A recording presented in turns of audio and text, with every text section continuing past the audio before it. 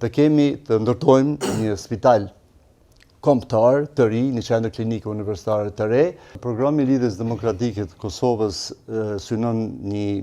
përmirësim rrëndësor të sistemit shëndetësor dhe atë nga themelet e tij, duke pas parasysh se arkitektura institucionale e institucioneve shëndetësore në Kosovë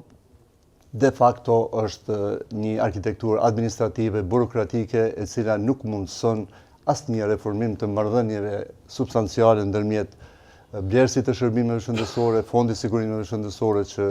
ekziston dhe ofruesit të shërbimeve shëndetësore në nivelin dytësor dhe tretësor kujdesit shëndetësor, pra shërbimi spitalor klinik universitar të Kosovës. Pra synohet fillimisht transformimi i këtyre marrëdhënieve dhe vendosja e parimit të blerjes strategjike, të cilën do ta bënë Fondi Sigurimeve Shëndetësore, dhe në këtë mënyrë të siguron një universalitet të mbulueshmërisë qytetarëve me shërbimet e kujdesit shëndetësor. Do thotë, në esencë, pa e bërë këtë transformim të marrëdhënieve ndërmjet fondit dhe shërbimit dhe SHKK-s, ta them shkurt, nuk kemi mundësi të ndryshojmë në mënyrë cilësore këtë raport. Kur të vendoset ky raport i blerësit dhe ofruesit të shërbimeve dhe kur ne të kemi një situatë në të cilën do të rritet llogaridhënia e ofruesve të shërbimeve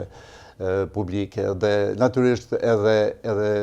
mundësia monitorimit të këtyre shërbimeve, atëherë me siguri se do ta kemi atë që të gjithë dojmë, që qytetari të jetë në qendër të vëmendjes dhe të jetë në qendër të sistemit shëndetësor. Në fund të programit, ajo që është një prej synimeve kryesore të programit Lidhjes Demokratike është që në fund të këtij sistemi të reformuar, të kemi të ndërtojmë një spital kombëtar të ri, një qendër klinike universitare të re, e cila do të jetë nivelit evropian.